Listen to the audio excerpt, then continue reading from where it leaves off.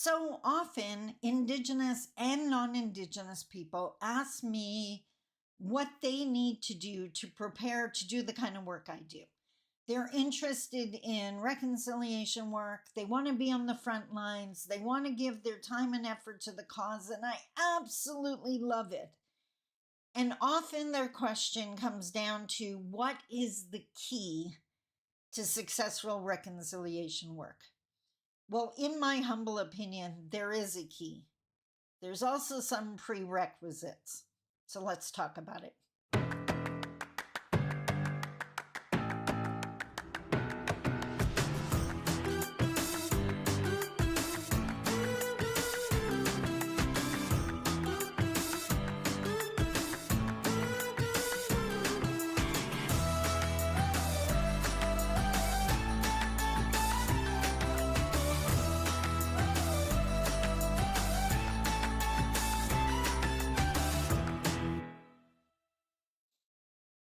Bonjour. Mishko Paganang Quain Adishnakas Mangdodem. Hi, everybody.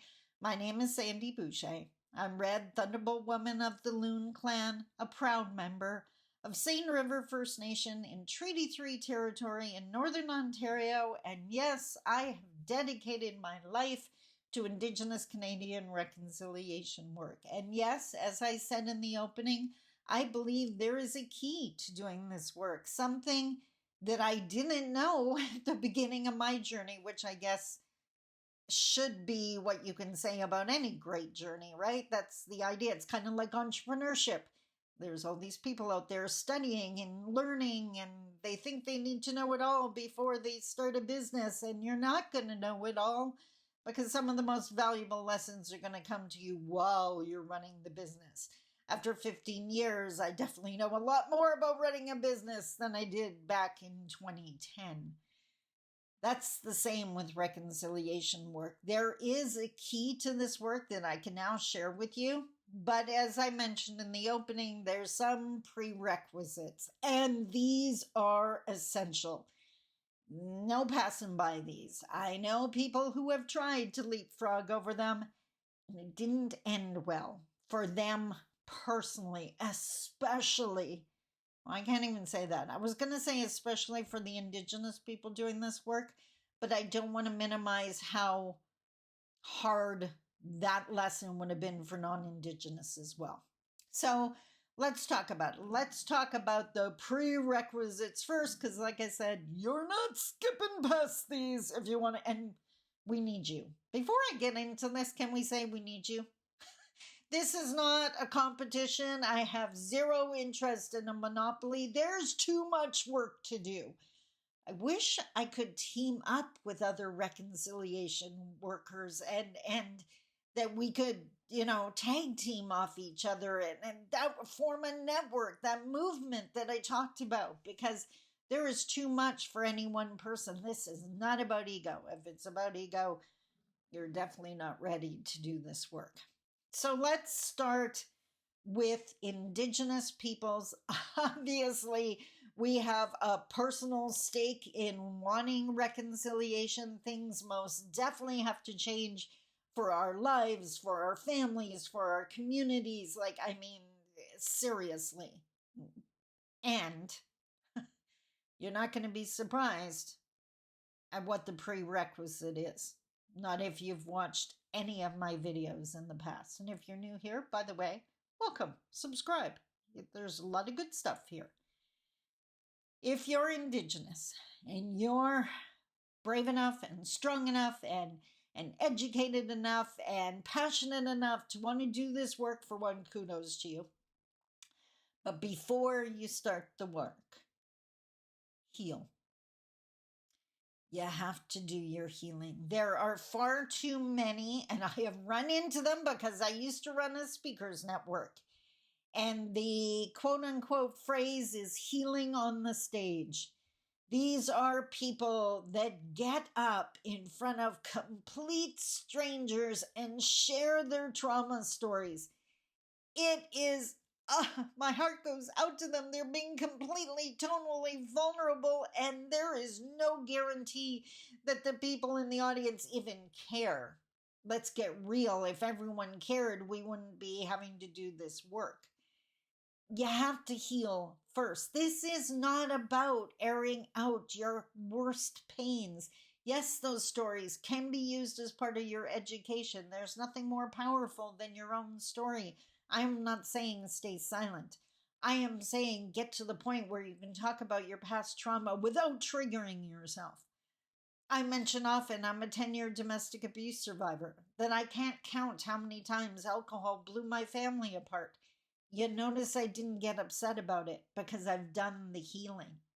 I am a 10-year domestic abuse survivor. I do not hate my ex-partner because I've done my healing work. I don't hate Canada for what was done and continues to be done to Indigenous people, because if I did, I couldn't do this work.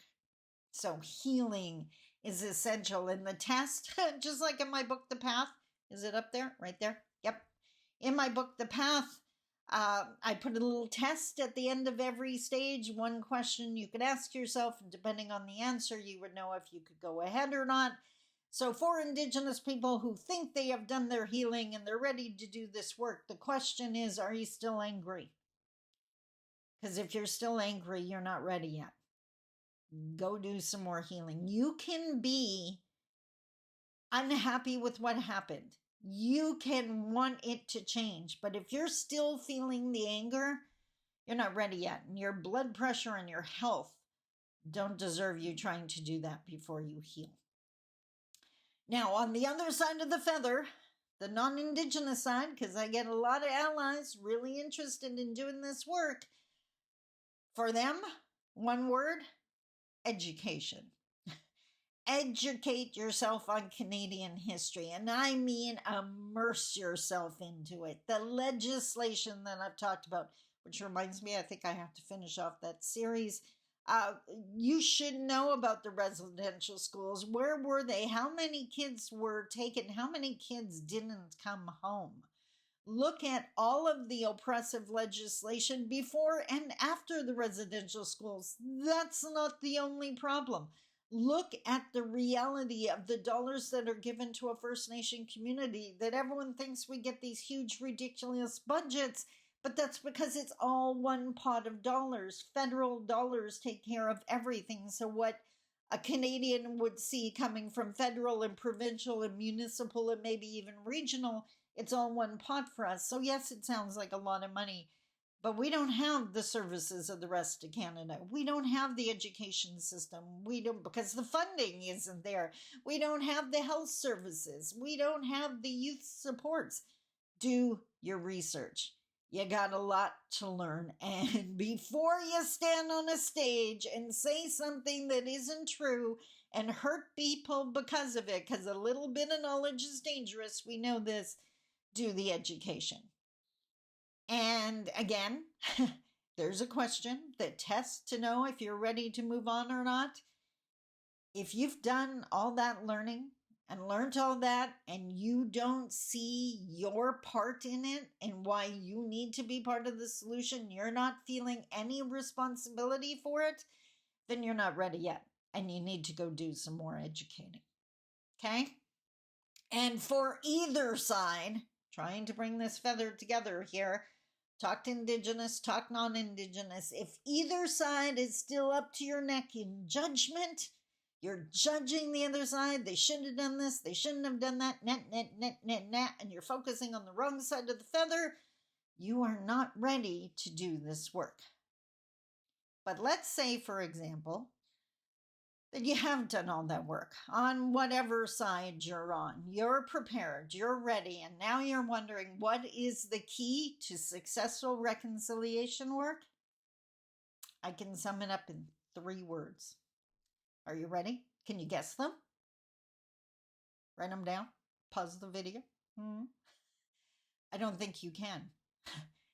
I'm an example of it, but I don't think I've ever said it before. Just put it out there. The key, in my humble opinion, to successful reconciliation work, help both sides. Help both sides. Or balance the feather. I spend, and I love it when I can look at my year and the events I've done or the groups I've worked with, it always comes right down to really close to 50%, that 50% were with Indigenous entities and communities and 50% with Canadian non-Indigenous entities. And I love it because that's balancing the feather. And I have to practice what I preach because authenticity is everything. And you're not going to believe me if I'm spitting out a bunch of garbage. God knows there's enough people out there doing that. And I honestly believe that's why I resonate with my audiences, because we're attracted to authenticity. It is so rare that when we find it, we gravitate to it. So, again, just to repeat, Indigenous, you need to heal. Non-Indigenous, you need to educate. Both of you need to abandon judgment. And then the key to your work, whatever you do in the realm of Indigenous Canadian reconciliation, is make sure you're helping both sides. Because the reality is, if you focus all on helping First Nation side, the Indigenous side, it's never going to end, because that means the attacks don't stop. The legislation doesn't stop. The hurting doesn't stop. I want you, the metaphor I've used before is, imagine you're a paramedic and you come across someone laying on the highway that has been hurt in a car accident. I know it's a horrific metaphor. Bear with me for a moment. The first thing you're going to do is what? You're going to pull them off the highway. You're going to pull them off the highway and then administer first aid, or you're going to block the highway to make sure, what? No more harm. So just helping in First Nation communities and not doing anything in non-Indigenous Canada to start the harm is never going to get us to reconciliation. And guess what? The other side of the feather is just as inadequate. If we took all our time and energy as reconciliation workers and just focused on educating Canada, and no supports were given to Indigenous people to heal, it's not going to work, because we need to do the healing. Now, the healing is the responsibility of the Indigenous people. No one can do that for us. That's up to us to make that decision. Mainstream has to focus on stopping the harm and educating itself. First Nations has to focus on healing, and then we can finally bring this feather together, because as I mentioned yesterday, once we start recognizing this as a nation of nations, with incredible wisdom that goes back generations, then finally the feather comes together and Canada flies to heights it's never seen before. We have to change the conversation. And that means having a conversation with both sides. I hope that made sense. I'd love to know what you thought. Until tomorrow, I love you. Take care. Bye-bye.